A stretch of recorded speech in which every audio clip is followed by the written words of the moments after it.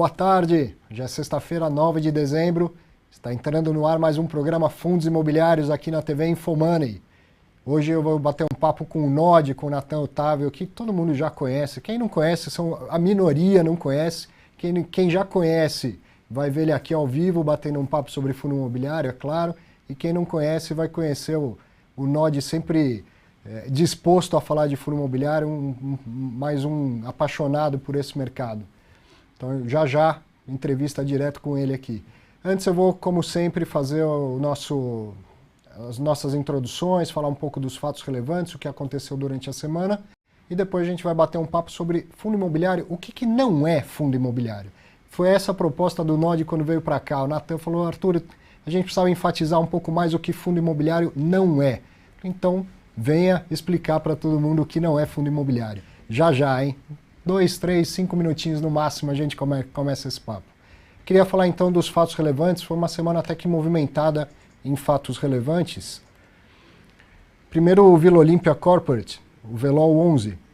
Esse aí está sempre por aí, está numa fase difícil também, bastante fato relevante, quase que toda semana. E agora um contrato de locação com esse inquilino que é a CP, B. Crispin, Porter and Boguski, não sei se é assim que se pronuncia.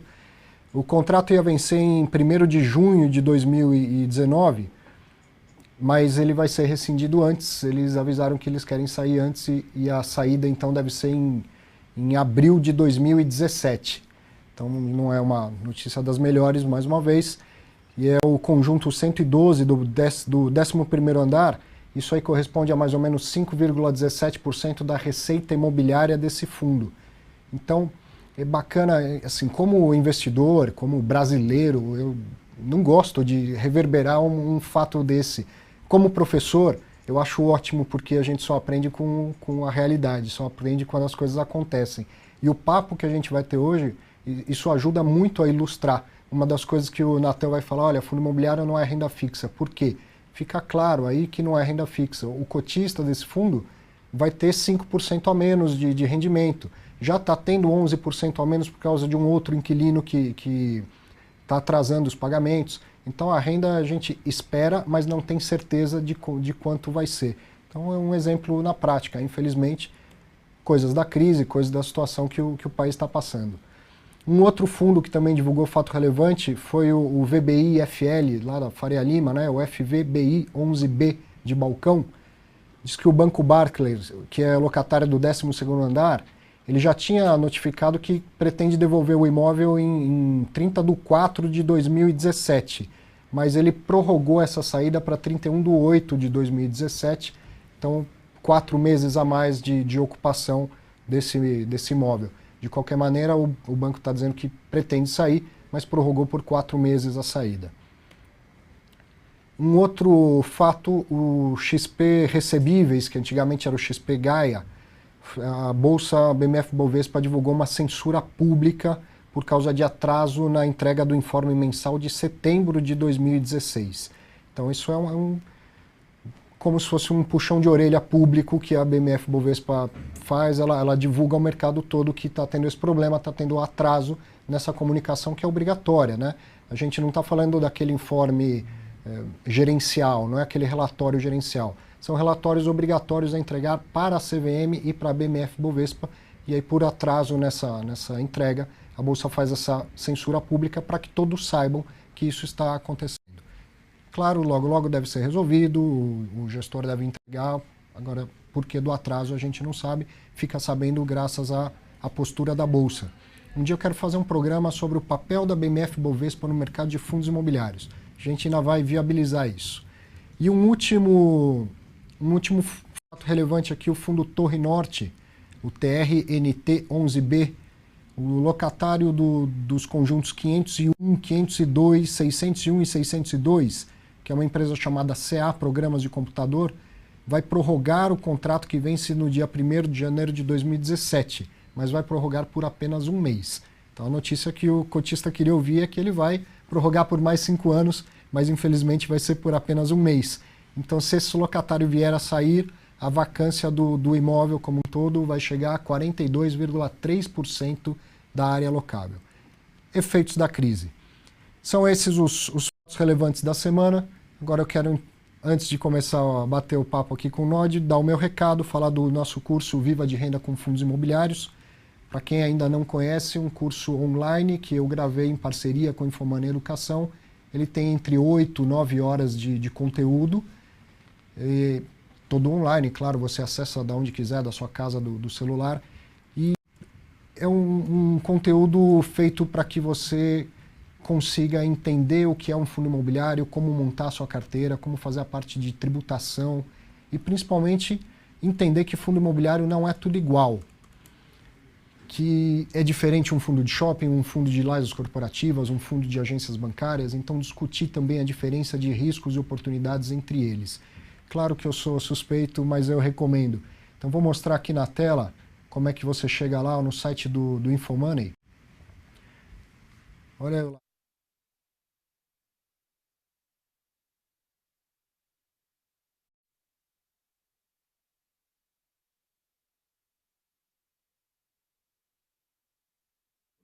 Agora sim, site do Infomoney, a gente está ao vivo aqui, ó. Você vai clicar em menu, cursos aqui no fim da aba. Vai abrir a página do Infomoney Educação com diversos cursos interessantes. E aqui encontrou Viva de Renda com Fundos Imobiliários. Clicou em Saiba Mais, você vai ter acesso a todo o conteúdo programático, enfim, todas as informações que você precisa. Eu, como eu digo, eu sou suspeito, mas vale a pena. Eu conheço o empenho que eu tive para montar esse trabalho. E muita gente que já fez o curso tem me dado um retorno muito bacana, elogiando, agradecendo. Inclusive eu aproveito para agradecer essas pessoas que têm essa consideração de dar um retorno, porque isso é muito importante para a gente. Ok? Por fim, vou dar um último recado que nem está aqui programado, que é para que você assista a série de entrevistas Fora da Curva, que o Infomoney está fazendo, uma série de entrevistas que o Thiago Salomão está fazendo com os personagens que foram relatados aí no livro chamado Fora da Curva. É imperdível, é sensacional ver gente com tanta experiência de mercado passando a experiência deles, vale a pena. E por acaso nessa semana, a última que está disponível é do criador, do sócio fundador da Tecnisa. Então fala bastante de mercado imobiliário, até de recebíveis imobiliários, mas assista todas, foi um trabalho primoroso mesmo. Ok? E agora é hora de conversar com o Natan. Já já a gente conversa o nosso papo aqui. Então, ó, curso e série de entrevistas com o Fora da Curva com o Thiago Salomão. Agora sim, vamos lá. Alô, pessoal. Muito boa tarde, tudo bem? É um prazer estar aqui. Prazer. Agradeço aí o convite da gente poder bater esse papo com o pessoal aí da Infomoney TV. Obrigado por ter vindo. O Natan se deslocou do Rio de Janeiro para vir até aqui para poder participar do programa. É um prazer, com certeza. Muito obrigado. Então vamos lá. O Natan me fez essa proposta, né? A gente precisava falar do que fundo imobiliário não é. Então, fale, o que não é fundo imobiliário, Natan? A ideia desse tema, né, a gente conversou, foi por causa da questão de que muita gente até sabe um pouco o que é o FII, mas às vezes acaba se confundindo, usando coisas que ele usa para analisar imóveis, para analisar FII, usa coisas para analisar renda fixa, para analisar FII, e usa técnicas ou conceitos que ele usa para analisar ações, também para analisar FIIs. A maioria dos cursos materiais falam, o que são os FIIs? Aí vem com aquelas definições legais, de lei não sei o que lá, ICVM não sei quanto, etc. Mas é difícil conceituar mesmo. É difícil conceituar o que é e mais ainda o que não é. Exatamente. Mas fala um pouco, assim, se apresenta para quem não te conhece. O pessoal que acompanha fundo imobiliário conhece, sabe quem é o Nod, mas eventualmente para quem não te conhece, você faz um trabalho, você é bancário e Sim. tem fundo imobiliário como paixão, diria como um hobby ou como uma atividade paralela, né? Exato. É professor também e faz uma mediação num fórum. Exato, eu trabalho no site baster.com. Meu nome é Natan Otávio, não falei, mas todo mundo me chama de Nod, que é o apelido que a gente usa no site. Eu estou lá há 1 ano trabalhando, já participo do site há mais tempo. Sou bancário há 12 anos, apesar de nunca ter trabalhado numa área ligada a FIIs. Trabalho numa agência de varejo, simplesmente. Mas tenho os FIIs como um hobby, pesquiso FIIs desde 2005, 2006 e venho investindo, venho acompanhando. E aí surgiu essa possibilidade de trabalhar no site. no site, além de ter o grupo de FIIs, onde a gente discute notícias, dúvidas, o site também tem as páginas específicas, cada fundo da Bolsa tem uma página específica, onde a gente troca as notícias, pontos positivos, negativos, a galera troca ideias. E a gente tem semanalmente, nas quartas-feiras, às 9 horas da noite, o nosso chat de FIIs, mais ou menos 1 horinha de duração. Às vezes eu me empolgo, vai 1h15, 1h30, mas oficialmente seria 1 hora. E que você faz dentro de casa. Faço dentro de casa mesmo, transmito, as pessoas veem até meus móveis de casa, etc. É de casa mesmo, que é para todo mundo se sentir em casa mesmo. Vocês estão convidados a virtualmente irem lá para casa toda quarta-feira às 9 horas, para a gente trocar ideia, tirar dúvidas. A gente às vezes pega um fundo e analisa só aquele fundo, ou a gente às vezes pega uma característica e dá um passeio por vários fundos daquilo, uma mudança de regra, uma notícia que sai. Isso pode impactar outros fundos? Como impacta? Como não impacta? E a gente vai trocando, às vezes é tema livre. E o pessoal participa, né? Eu tenho dificuldade, eu dou aula quarta-feira à noite, mas eu já consegui assistir uma vez e a interação é muito legal, né? As pessoas participam, fantástica. Ajudam, perguntam, né? Às vezes um pergunta, eu não li ainda a pergunta, o outro já respondeu. Exatamente. A galera é muito participativa, uma galera muito gente boa, assim, tem muita gente boa naquele site mesmo, no chat, assim. Eu me divirto, eu fico triste quando às vezes eu não posso, como essa quarta-feira eu não pude, me rasga o coração, não consegui participar. Bom, e falando da nossa ideia aqui, do nosso tema hoje, que é dizer o que fundo imobiliário não é. Você até preparou um material, a gente vai começar comparando com a renda fixa. Acho que é com os imóveis, né? Com os imóveis? Com os imóveis. Com os imóveis. Então, muita gente fala que fundo imobiliário é comprar imóvel com R$100, é isso?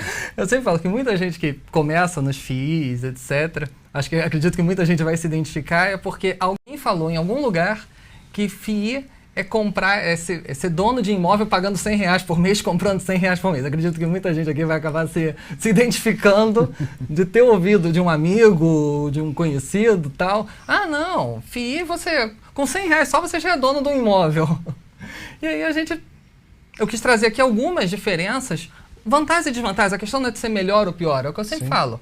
FII tem suas qualidades, imóvel tem suas qualidades, assim como renda fixa, assim como ações. Não tem melhor ou pior. É só uma questão de entender as diferenças. Eu vim aqui exatamente para poder tentar trazer essas diferenças para poder elucidar isso. Conhecer e entender qual o espaço do fundo imobiliário na diversificação do seu portfólio como um todo. Né? Exatamente. A primeira vantagem que a gente bota no slide, né, é a possibilidade de acessar o mercado imobiliário com poucos recursos. Sim, que é o que todo mundo fala. Sim. É comprar comprar imóvel com R$100. Não é só isso.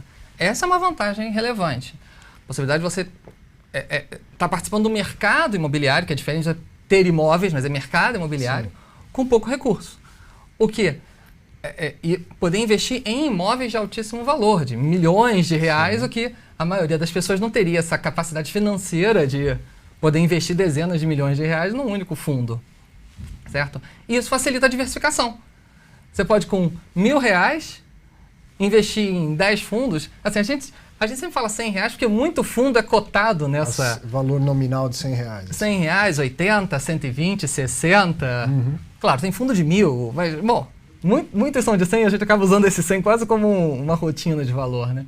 Você com R$1.000 você pode investir em 10 fundos. Às vezes alguns fundos investem em 10 imóveis, 12 imóveis, 8 imóveis. Então, quer dizer, com R$1.000 você pode tá investindo em dezenas de imóveis. Essa é uma facilidade. E com os R$300 mil que você teria para comprar um imóvel, você também pode comprar 10 fundos e cada fundo tem lá dezenas de imóveis, centenas de imóveis. Exato.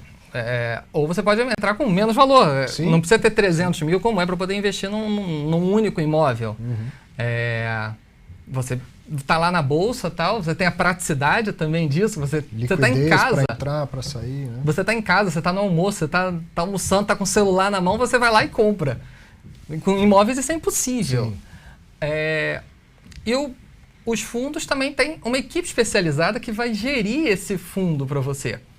Claro que você tem sempre a soberania de falar, vou sair desse fundo ou não, ou vou entrar ou vou sair, mas toda aquela decisão cotidiana, negociar aluguel, discutir com o inquilino, pague IPTU, manutenção... Cartório, burocracia, carimbo, selo... Limpeza, manutenção do elevador, tudo isso... Está terceirizado. Está terceirizado. Se você tem um imóvel teu, por mesmo que você tenha uma imobiliária por trás, uma imobiliária que te dá uma ajuda, etc., certamente ela vai te ligar várias vezes. Olha, o inquilino tal disse que o aluguel tá caro. Ele disse que paga tanto. Você tem que parar, pensar, coçar a cabeça. Aceito, não aceito? Dou uma contraproposta? Não dou? O que eu faço? No FII, não. No FII tem um administrador lá. Tem alguém especializado fazendo isso por você. Exato. E você está livre para poder cuidar do seu trabalho, cuidar da sua vida, do seu lazer, ir ao cinema, etc. Que tem alguém fazendo isso por você. Você falou das vantagens, as principais que você elencou. E as desvantagens? Aonde que fundo imobiliário é pior do que imóvel? A própria existência dessa equipe especializada é uma faca de dois gumes. Sim. Por quê? Você tem o fato que tem alguém que vai tomar essas decisões cotidianas por você, ao mesmo tempo não é você que toma essas decisões cotidianas. Sim. Às vezes o administrador ou o gestor pode tomar uma decisão que de repente você achou inadequada, que você não concordou. Novamente você tem a soberania de sair. Mas você não pode ligar para o administrador e falar assim, olha, desfaça não gostei, desassina que não vai rolar. Não, você não pode fazer isso. No máximo você pode participar da assembleia, etc. Todo fundo tem uma política de investimentos. Dentro dessa política, que até no mercado se chama de mandato, ou seja, uma procuração, dentro desta política o gestor faz e avisa que fez. Né? Sim. E aí, claro, se você não gostou de uma, duas, três decisões do cara, você pensa em sair do fundo. Mas Exatamente. Você não pode falar, não, assim não saia você. Isso. Certo? E outro ponto negativo é que os custos administrativos são mais altos. Um imóvel fechado, que não tem inquilino, etc., vai dar uma despesa de IPTU, uma ou outra de manutenção, mas são despesas menores. Num FII, um FII que está com uma altíssima vacância, uma vacância de 100%, você, além do fundo ter que pagar todas essas despesas de IPTU, manutenção, você tem taxa de administração, taxa de CVM, consultoria, BNF, CVM, Bovespa. Auditoria, Bovespa. Então, o custo de um FII vacante é muito maior do que de um imóvel vacante. Tem os custos do imóvel e os custos do fundo, e eles podem acumular, no caso de uma vacância muito alta. Acumular e degenerar o fundo mais rapidamente, queimar a caixa mais rápido, queimar dinheiro mais rápido. E a última desvantagem que eu vejo assim, dos FIIs em relação aos imóveis é a maior variabilidade de preço, uma maior volatilidade de preço. Um FII pode cair 10% em pouco tempo. Vimos isso? Às vezes é raro, mas pode acontecer até em um dia. Até em um dia pode acontecer. Em dezembro do ano passado, novembro, dezembro, caiu muito. Houve uma queda muito forte. Nos imóveis, essa variabilidade é menor. Os imóveis não ficam subindo e descendo tanto, ou pelo menos não é tão sensível para... Não há transparência em relação a isso. Não é tão sensível para o pequeno investidor a questão de, subiu, caiu, porque ninguém fica ligando todo dia para uma imobiliária para saber quanto vale. Eu brinco que o imóvel traz um conforto que é maravilhoso. Assim, você fala, o meu apartamento vale 500 mil. Porque só você tem disse. Oferta por 300 mil. Aí você fala, o mundo inteiro tá louco, porque vale 500. Vale 500. Mas se você acha que vale 500, não pisca na tela do seu celular quanto vale. Exato. É confortável. Na bolsa, no FII, essa variância de preço às vezes machuca aquele pequeno investidor amador, etc. Nossa, subiu, caiu, isso gera um sofrimento, uma agonia para quem às vezes... É uma questão emocional mesmo. Exato. Tem essa variância de preço que eu vejo como um ponto negativo. Então, assim, não que seja melhor ou pior do que imóveis, é apenas a questão de que é diferente. Eu considero uma vantagem a transparência da precificação. Sim. Agora, o efeito da transparência nas pessoas, nem todo mundo sabe lidar com isso. Exato. Tem gente que fica tarado olhando, pega a hora do almoço, abre tá comendo com uma mão e olhando o homebrook do celular aqui com a outra para ver o que subiu, o que caiu. Claro, quem tem uma visão mais de buy and hold, uma visão de ser sócio de longo prazo, que é o que a gente prega no site, ser sócio, não perder tanto tempo cuidando dos seus investimentos, não vai sentir tanto isso, mas agora, é um ponto negativo. Não são coisas excludentes, tá certo? De forma nenhuma. Eu tenho imóvel e vou investir em fundo imobiliário. Na sua opinião, o que eu devo esperar? Os dois vão valorizar e desvalorizar juntos? O que vai acontecer comigo? É uma redundância investir em imóvel e fundo imobiliário? Ou cabe imóvel e fundo imobiliário no meu portfólio? Eu acho que cabe. Eu acho que um não exclui o outro. São investimentos diferentes, porém ambos dentro do mercado imobiliário. Então você tem que estar ciente que numa crise do mercado imobiliário, num problema do mercado imobiliário, você vai ter duas fatias quer dizer, da pizza. Você tem aquela pizza, né? Eu quero ter X% em ações, X% em FII, X% em renda fixa, X% em imóveis, X% em dólar, em ouro. Bom, cada um monta a sua pizza do patrimônio do jeito que quer. FIIs e imóveis são fatias diferentes, pelo menos numa análise rápida. Agora, ambas são mercado imobiliário. Sim. Uma crise no mercado imobiliário ou uma crise no mercado de locações, eu sempre levanto uma coisa que muita gente às vezes esquece, uma lei na mudança da lei de locações, na lei do inquilinato. Vai afetar todo mundo. Se você investe em imóveis visando o aluguel e se você investe em FIIs, essas duas fatias vão estar na mesma no vinagre. Exatamente. Vão estar sujeitas a esse mesmo risco. Existem alguns riscos que afetam mais os FIIs do que os imóveis, ou vice-versa, como por exemplo, eu estava até falando antes, que a taxa de juros influi muito nos FIIs. Sim. Nos imóveis, nem tanto.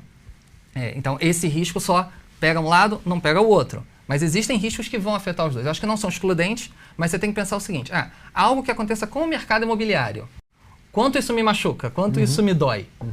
Então, não são excludentes. Só ponderar isso. Legal. Certo? Passando para a próxima comparação aqui. Fundo imobiliário é renda fixa ou não é renda fixa? Também muita gente começa a investir em FIIs, já acredito que outras pessoas vão se identificar, ou talvez as mesmas pessoas se identifiquem. Não, FII paga mais do que a renda fixa, porque o FII tal está pagando 0,8% ao mês. É isso que a gente... tá pagando mais do que a renda fixa porque a Selic está tanto ao ano, isso dá tanto ao mês, e aí está pagando mais e ainda é isenta, e o pessoal ainda joga a isenção como se... como fator de ganho. Sim. Não, está pagando 0,8 líquido, não tem renda fixa pagando 0,8 líquido, é melhor do que a renda fixa, etc. Então, também acho que muita gente entra nos FIIs... Com cabeça de renda fixa. Com cabeça de renda fixa. Só que não é. Eu sempre gosto de começar explicando essa diferença, definindo o que é renda fixa, porque as pessoas... eu sei o que é renda fixa. Perfeito. Mas aí você pergunta, define. Tesouro Direto. Não, o Tesouro Direto é um programa dentro da renda fixa, mas CDB é renda fixa, LCI é renda fixa, LCA é renda fixa, CRI é renda fixa. Aí você pergunta pro cara, o cara diz que sabe o que é, você fala, ok, o que é? Aí o cara dá tilt, o cara congela. Então eu sempre gosto de começar com a definição. E eu trouxe a definição que é do site da própria CETIP. Certo. Isso aqui está na própria CETIP, isso aqui foi eu que inventei. Então se a CETIP fala que isso é renda fixa é porque é isso. Na prática, renda fixa representa aquele investimento em que as condições de rentabilidade são determinadas já no momento da aplicação. Investir em renda fixa significa emprestar dinheiro para alguém, como um banco, empresa ou para o governo. Na contrapartida, você recebe uma remuneração. Então, renda fixa é um empréstimo. Ponto. Qualquer coisa que eu fale é derivado dessa definição. Sim. E como o nome diz, o que é fixo é a renda. Sim. O que muita gente também confunde, e aí, sem falar de fundo imobiliário, mas tem gente que investe no Tesouro Direto, passa um tempo, está tendo prejuízo e não consegue entender como é que está tendo prejuízo na renda fixa. Sim. Como o nome diz, fixo é a renda, não é o preço. A gente não está falando de preço fixo e preço variável, porque preços todos variam, de imóveis, de renda fixa, de fundo imobiliário, de ações e tudo mais. A renda é fixa, não o preço fixo. Sim. E aí a gente estava falando agora há pouco dos fatos relevantes, ou seja, dos fatos do dia a dia, de que eu acabei de falar, olha, o cotista de determinado fundo, a renda dele vai diminuir. Sim. Se amanhã ou depois assinar um monte de contrato, tiver um monte de locatário, a renda vai subir. Então a renda do fundo imobiliário varia. E, portanto, ele é um produto de renda variável. De renda variável. A renda da renda fixa não varia. Quem investe em Tesouro Direto, a renda vai ser sempre a mesma. O preço não. Sim. Se a gente tivesse a oportunidade de colocar, vou tentar trazer um dia, um gráfico de um Tesouro IPCA aqui, de uma NTNB, se eu colocar o gráfico e perguntar do que é, as pessoas vão achar que é do Ibovespa. Sim, que é uma ação. Porque o preço varia. Agora a renda não, a renda daquilo é de 6% ao ano, faça chuva, faça sol. A NTNB 35, eu vi esses dias, em um ano, assim, já antecipando o teu gráfico, vamos dizer assim, eu já vou estragar, spoiler, alerta de spoiler.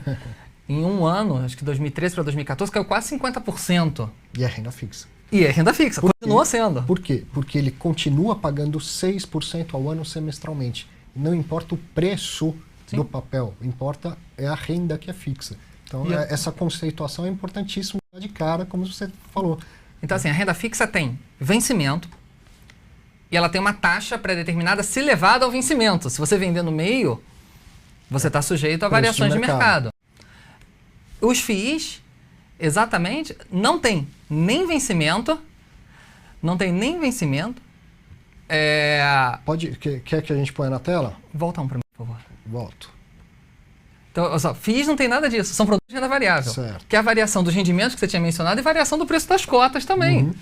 Pode cair, pode subir. É variável para cima e para baixo. Tem gente que também acha que investe em renda variável achando que só varia para cima. Não. Se for, seria renda variável que varia para cima. Não, varia para cima e varia para baixo. Tem gente, tem. Sim.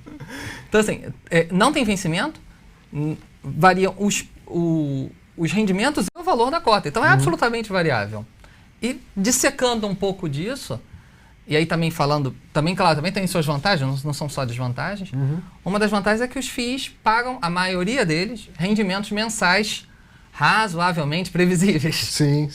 Não fixos, mas previsíveis. Previsíveis, com menor volatilidade na maioria dos casos, nas CNTP, condições normais de temperatura e pressão. Certo? Então, a renda fixa não tem isso, pelo menos a renda fixa mais comum, vamos dizer, tesouro direto. Você tem no máximo semestral ou que não paga. Você tem uma NTNB principal ou você tem uma NTNB, ou até o pré-fixado com rendimento semestral, uma NTNB semestral. Mas mensal, tem FII que não é mensal, claro. Mas muitos são. A grande maioria a praxe do nosso mercado é essa. E outra vantagem é que os rendimentos são isentos. Até o Sérgio Beleza comentou isso aqui, que tributação não é critério para investir ou não investir.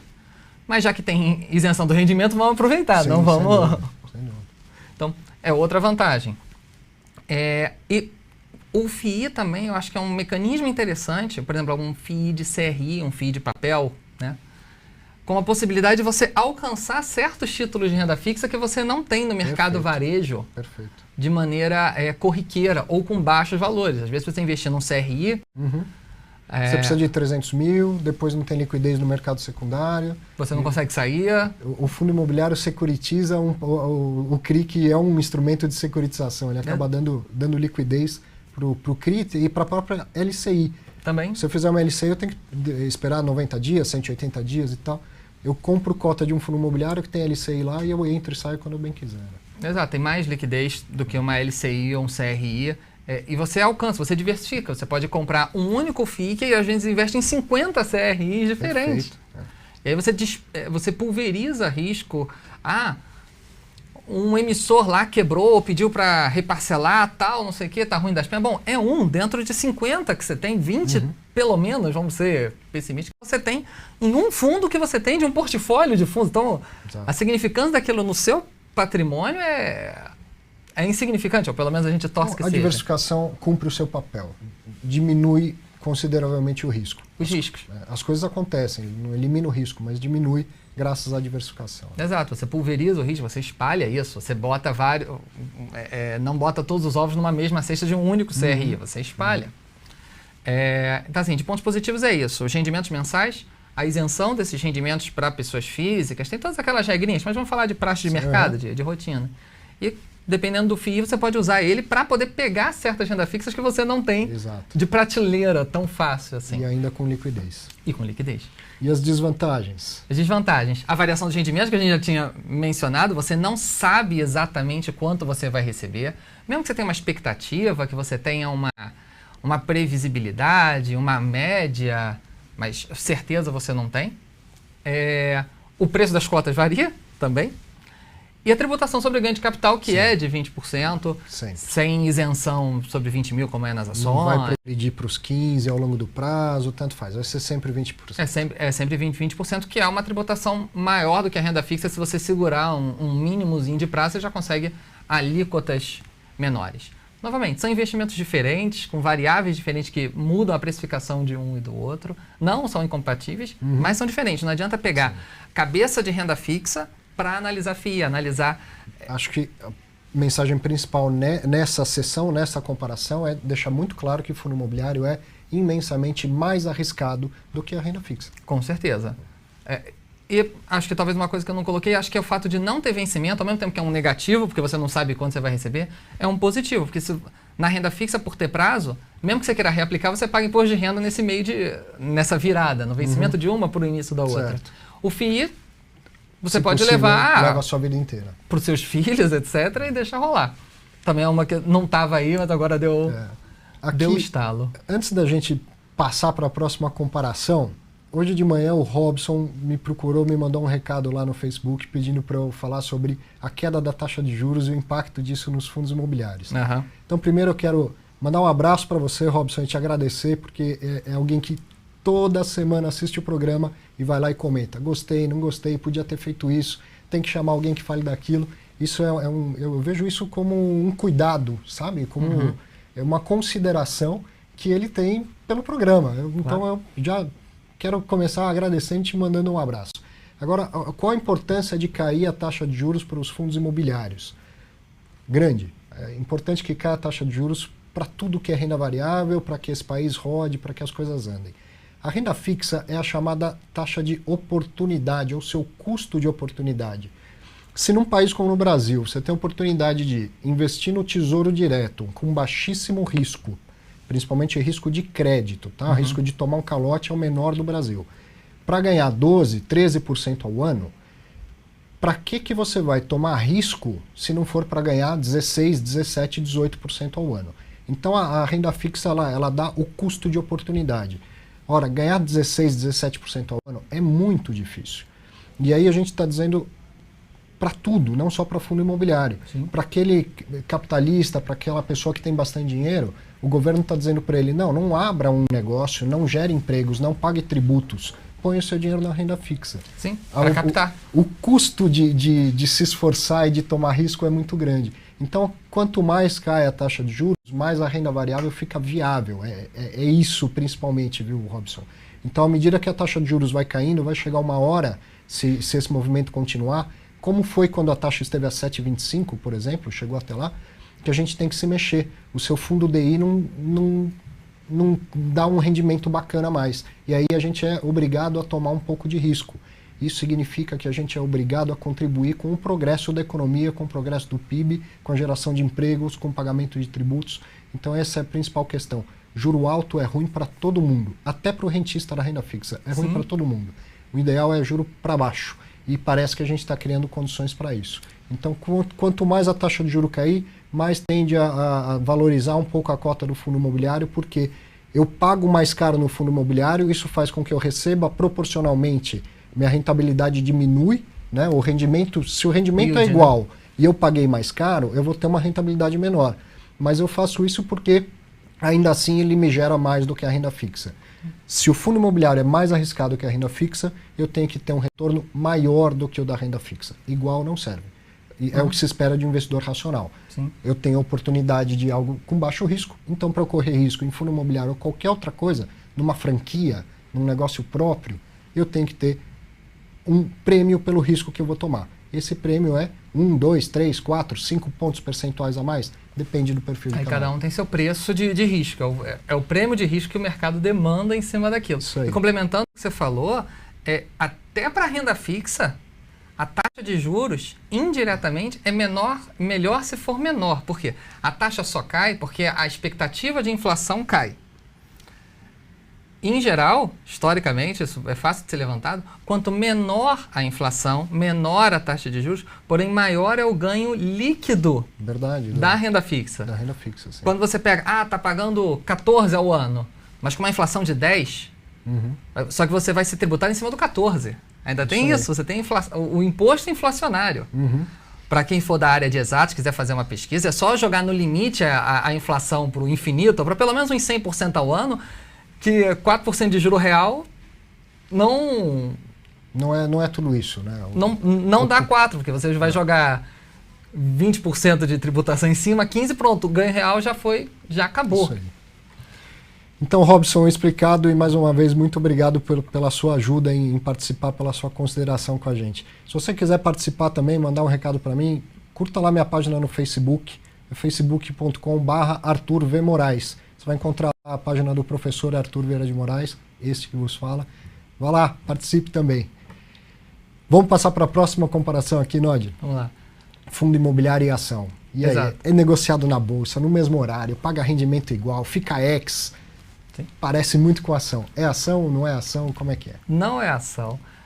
Também, Lá no site, lá na Baster também, muita gente aparece lá e fica olhando os balanços de FIIs, que também divulgam demonstrações financeiras anuais. Balanço, DRE, fluxo de caixa. Tudo igualzinho, tudo bonitinho. E aí ele começa a ficar olhando PL, valor patrimonial por ação, que seria por cota, e começa a ficar olhando as mesmas variáveis, ROI, ROA, não, porque tá assim, porque tá assado. Sem querer tirar o valor dessas análises, antes de fazer isso, você tem que entender o que você está estudando. Você não pode estudar só o número seco. Você não pode pegar um balanço, seja lá do que for, e analisar com a mesma ferramenta, seja ele...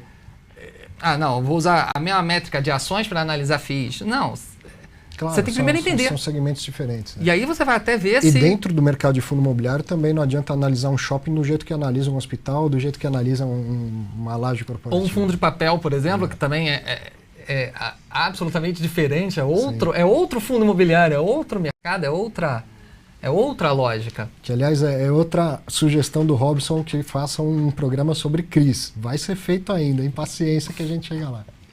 Eu acho muito legal também que muita gente não sabe o que é CRI, ou CRI, como alguns chamam. E o fundo imobiliário de maior valor de mercado hoje é um fundo que só investe em papel, que só investe em CRI, não investe em imóvel. E muita gente estranha, mas é um fundo imobiliário que não investe em imóveis? Sim, é um fundo imobiliário que não investe diretamente em imóveis. Quanto às ações, eu sempre levanto como a principal vantagem, pelo menos para mim, respeito quem pensa diferente, eu acho que os FIIs têm uma análise mais simples do que as ações. Muita gente fala, não, eu acho o FII muito complicado. Eu faço 3 perguntas para a pessoa. Você sabe realmente como funciona uma empresa de extração de petróleo? Pergunta 1. 2. Você sabe realmente como funciona uma mineradora? 3. Você sabe realmente como funciona um banco com todas as normas nacionais e internacionais que regem o funcionamento dos bancos? Se você sabe isso tudo, ok. Talvez ações seja mais fácil para você do que FIIs. Mas eu acho que é uma minoria. Agora, o Brasil, talvez pelo sangue português, né, pela colonização portuguesa, todo mundo conhece alguém que investe em imóveis. Então você chegar para a pessoa e falar assim, não, um FII é um grupo de pessoas que junta capital para comprar um imóvel. Eu acho que isso já... Facilita, né? Facilita a análise. Tem uma familiaridade já. Exato. Eu acho que a gente tem essa familiaridade. Acho que todo mundo conhece um avô, um tio, um vizinho, o primo de não sei o quê, que tem a renda dele baseada em imóveis. Então, imóveis para locação. Acho que está no sangue. Alguns mais, outros menos. Mas... Então, eu sempre acho a análise dos FIIs mais simples do que a das ações. Outra vantagem é o que eu chamo de uma estrutura pass-through. Passar através. Os FIIs têm uma contabilidade, um fluxo de caixa mais simples, na grande maioria dos casos. Sempre existem exceções e... acho que não é válido aqui a gente ficar esmiuçando todas as exceções. Sim. Vamos falar de praxe. O que é essa estrutura de pass-through? O fundo recebe o aluguel, que é mensal, paga suas despesas mensais e, por lei, é obrigado a distribuir pelo menos 95% do resultado semestral, que geralmente ele distribui em mensal. Sim. Então, recebe, paga, distribui. Ele tem uma retenção muito baixa. Ele basicamente distribui tudo. 95% é tudo. Claro. É insignificante aí. Então, é uma estrutura mais fácil de você entender. Recebe, paga, distribui. E zera. Um vai fazer um pouco mais de caixa, um vai fazer um pouco menos, mas 95% do resultado tem que sair. Então, eu acho isso mais simples. É uma estrutura de passagem lá do fluxo de caixa. Exato, dá um payout mais alto, porque ele tem que pagar 95% do resultado. E o resultado vai para o bolso do cotista e, se ele quiser, ele reinveste. Exato. Outra vantagem que eu vejo são as informações mensais. Tem um informe mensal, que você até falou que esse é obrigatório, mas eu acho que para o pequeno investidor o mais legal, o mais interessante... É o relatório gerencial. É o relatório gerencial. Com fotos, né? Exato. Para quem não sabe a diferença, se você olhar assim, não sei qual é o informe, qual é o relatório. O informe é um monte de texto, é uma planilhona com um monte de texto e número absolutamente sem graça. O gerencial, o relatório mensal, cada um dá um nome, não tem um nome padrão para isso, porque ele não é obrigatório. O que tem é o informe mensal que é obrigatório. Você abre, é um PDF bonitinho, colorido, contando toda uma historinha. Esse é o relatório mensal. O gerencial, aquele que não é obrigatório. Exato. Mas que é importantíssimo para o pequeno investidor. Eu acho que para o pequeno investidor é mais importante esse do que o mensal. O mensal eu acho que ele só transmite informação através... o óculos para ler o informe é o relatório gerencial. E que a grande maioria dos fundos distribui mensalmente. Sim. As ações não. É trimestral. Eu acho que isso dá um delay maior para as ações. Porque o fundo fechou o mês no dia 30, 31. Geralmente até o dia 15 você já sabe tudo o que aconteceu. Nas ações você vai ter um delay de pelo menos 2 meses. De setembro, divulga em novembro. Isso aí. Eu acho que isso facilita o acompanhamento por parte do cotista. Mais transparência. Os rendimentos mensais são outra vantagem, porque as empresas, cada uma tem a sua política. Uma distribui anual, outra distribui semestral, trimestral, mensal. Uma distribui quando dá na telha, uma distribui semestral, mas fala, não, esse mês eu vou distribuir porque sim. E o acionista às vezes fica meio maluco com isso, com esse... E no fundo imobiliário a lei já define. Tem que distribuir no semestre 95% do lucro líquido. E a maioria paga mensal. A maioria paga mensal. A maioria paga mensal. Então facilita o acompanhamento.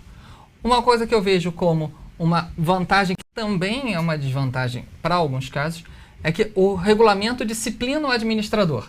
O administrador só pode tomar as decisões que o regulamento permita que ele tome. Sim. Um fundo de gestão ativa pode comprar e vender imóveis com liberdade. Num fundo de gestão passiva, não, tem que chamar a assembleia. Então, você sabe até onde o administrador pode ir e o que ele não pode fazer sozinho, que ele vai precisar de você como acionista e da assembleia para tomar essa decisão. Ao mesmo tempo, também coloco isso como uma dificuldade, porque às vezes o fundo pode perder timing, pode perder velocidade de tomar uma decisão, porque vai convocar a assembleia, mais X dias, etc. E às vezes a contraparte do negócio não quer esperar esse tempo. Mas eu acho que é mais uma vantagem do que uma desvantagem. Outra vantagem, a assembleia tem mais poderes. As ações, basicamente, a praxe do mercado, tem acionista majoritário. Mesmo que ele chame uma assembleia, pode todo mundo ser contra. Ele fala, mas eu quero. Sim. E fica valendo. Ou muitas vezes nem chama para tomar decisão, porque ele é majoritário mesmo e ele faz mesmo. Nos FIIs, a Assembleia tem mais poder. Isso é muito legal de ver que, atualmente, as Assembleias estão tendo um quórum maior de presença. Tem fundo que continua não tendo, mas a gente vê os cotistas, de maneira geral, mais participativos. Então, o cotista tem voz ativa. Tem, muito mais. No fundo imobiliário, muito mais do que nas empresas. E a última vantagem é a menor volatilidade. Até você, acho que no teu primeiro programa, você botou um gráfico a volatilidade do IBOV com do IFIX. Risco com retorno, isso. E a volatilidade do IFIX é muito menor. Às vezes a pessoa... eu conheço até gente que recomenda que o pequeno investidor comece na renda variável pelo FII. Pela facilidade de análise, maior previsibilidade de rendimentos e menor volatilidade. E depois passe para as ações, com uma análise mais pesada. Próximo degrau e tal. Exato. E de ponto negativo que eu vejo dos FIIs, uma maior dificuldade do crescimento. Justamente por essa estrutura pass-through que não retém, o fundo não consegue crescer, ou pode até crescer, mas é muito mais difícil. Não é organicamente, né? Tem que fazer uma nova emissão de cotas, convencer o cotista a entregar mais dinheiro, a emissão custa. Não é barato fazer uma emissão de cotas. Você tem coordenador, você tem taxas, tem auditorias, tem tudo. Porque o fundo em si, como ele distribui 95% do resultado, com 5% ele não faz milagre. Ele vai fazer uma obrinha aqui, outra ali. Os FIIs, por praxe do nosso mercado, não se endividam, que eles também poderiam crescer por lei, alavancagem. Né? Por lei, né? A lei não permite a alavancagem. E aí, como a lei tem brechas, o mercado nunca. Então, por algumas brechas da lei, tem fundo imobiliário que consegue se alavancar um pouquinho. Mas na verdade, no Brasil, não é permitido tomar dinheiro emprestado. Né? Sim, mas faz uma alavancagem por outros mecanismos, etc. Mas não é a praxe do nosso mercado, até por essa legislação que amarra mesmo. Outra desvantagem que eu vejo é a liquidez mais restrita. Em relação às ações. Exato. Posso estar enganado no número, mas eu vou me arriscar a ver se a minha memória não me trai. Em 2015, a ação menos líquida do Ibovespa foi a Gafisa, com 9 milhões dia. Nossa. Menos líquida. Mais líquida do que o mais líquido dos fundos imobiliários. 3 vezes mais. Porque o fundo mais líquido, em 2015, BRCR, negociou em média 3 milhões. Então, exato. Se pegasse todos os fundos, isso eu já fiz esse levantamento, tá lá no site para quem quiser ver. Se pegasse todos os fundos imobiliários e analisasse eles como uma única ação, ele quase não conseguiria entrar no Ibovespa. Se pudesse todos os fundos valerem uma ação para entrar no Ibovespa... Não teria liquidez para isso. Quase não. Ele até entra, mas na rabeira. Para quem às vezes tem uma visão um pouco mais trader, assim, uma visão um pouco mais de buscar mais agilidade na negociação. Ainda não é um instrumento bom para isso. Exato. E aí também vem a outra desvantagem. Como não tem liquidez, o mercado não tem interesse em derivativos, não tem interesse em operar vendido, você não tem BTC, você não tem banco de títulos, você não consegue tomar um FII alugado para vender, para ganhar com uma baixa. Isso. E isso é meio que uma coisa leva a outra. Não tem liquidez, ninguém se interessa em fazer isso, e como não dá para fazer isso, ninguém se interessa e não tem liquidez. Uma coisa justifica a outra. Então, eu acho que isso também é um ponto negativo para os FIIs. Você não pode lançar opções, não tem futuro, não tem BTC. É comprar e ganhar com a valorização e ser sócio e vender lá na frente. É a operaçãozinha mais básica assim, do mercado. Como sempre, mas como eu já esperava, o tempo voa. Parece que não, tem que falar meia hora, é muita coisa. Não, o tempo voa. Para a gente fechar tudo isso, você comparou com imóveis, comparou com ações, comparou com renda fixa. Rapidamente, então não é tudo isso. Como é que eu faço? Eu quero investir em fundo imobiliário, eu faço que tipo de análise? Lá no site a gente fala que assim, para o pequeno investidor amador, aquele que não tem isso como sua profissão, aquele que está usando a bolsa apenas como uma forma de potencializar o seu patrimônio, etc. Eu acho que 4 critérios são fundamentais. Diversificação. É preferível você ter um fundo mais diversificado em imóveis ou em inquilinos, vamos dizer assim, do que um fundo mais concentrado. Porque se acontecer um problema, o impacto no concentrado vai ser maior. No diversificado, o risco é menor. A gente novamente volta a falar da importância da diversificação. Exato. Diversificação. Governança. Governança eu acho um ponto de vista fundamental. O administrador está se comunicando de uma maneira correta? Está realmente defendendo o interesse dos cotistas? Está sendo transparente na comunicação? Eu acho que você ser sócio de um fundo que o administrador não te trata bem como cotista, eu acho muito complicado. A perpetuidade. O que é a perpetuidade? Qual é a possibilidade desse fundo sobreviver no longo prazo? Como é que você pode ver isso? Num fundo ativo, como é que estão sendo as compras e as vendas? Mesmo no fundo passivo, dá para ter perpetuidade. O fundo está investindo no imóvel, está fazendo obra, está cuidando do imóvel, você entender esse cuidado, como que o administrador está cuidando. E o último são os rendimentos. Aí todo mundo fala, quanto maior, melhor. Não obrigatoriamente. Tem que ser rendimentos compatíveis com o nível de risco do fundo. Com o nível de risco, com a estratégia dele. Um fundo mais ativo vai tentar comprar e vender, vai correr mais risco para buscar um rendimento maior. Mas também é risco maior, também pode dar errado. Então, rendimentos compatíveis com um fundo que faz muita obra, como o fundo de shopping costuma fazer muita obra, ele não vai distribuir tanto. Porque ele tem que reinvestir no patrimônio. Tem custos maiores. Tem custos maiores de obra, de manutenção. Então, acho que são esses 4. Diversificação, governança, perpetuidade e rendimentos. Eu acho que isso é fundamental para quem está começando. Bom, infelizmente o tempo voa e praticamente já esgotamos o nosso tempo. Eu quero, antes de me despedir, só dizer o seguinte. Hoje eu estava olhando lá, passando pelo WhatsApp, e alguém falou, fundo imobiliário de shopping parece simples, mas não é, porque shopping é complicado. Bacana. Semana que vem, não perca o programa, vai estar aqui a Adriana Coloca, da Abrace, Associação Brasileira de Shopping Centers. Ela vai descomplicar os shopping centers para a gente, tá bom? A ideia é essa mesmo, não é simples, não é simples. A gente tem que ouvir quem entende para todos nós nos tornarmos investidores mais conscientes das diferenças, dos riscos e das oportunidades. Mas isso é semana que vem. Nod, muito obrigado. Casa aberta, volte sempre que puder. E eu sei que você gostou.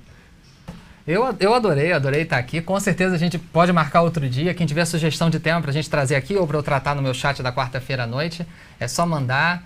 Quarta-feira à noite, toda quarta-feira à noite. Às 9 horas da noite pelo horário de Brasília. E como é que chega lá? É só entrar no canal do YouTube da Baster. Tem lá. Quem é assinante pode assistir gravado depois. Quem não puder participar ao vivo, os assinantes do site podem assistir gravado, mas está aberto a todos. É só entrar lá, quarta-feira, às 9 horas da noite. Sou bastante pontual, tô lá. Quem tiver qualquer dúvida, é só entrar no site, baster.com, tá aí no slide. Quem quiser pode mandar um e-mail, é simples, nod@baster.com, não tem como errar, nod@baster.com. Me manda, a gente troca uma ideia, tira uma dúvida e participem, a gente está lá para isso. Muito obrigado e parabéns pelo trabalho que você vem realizando. Um grande abraço para você, um bom fim de semana, até sexta que vem. Valeu, pessoal.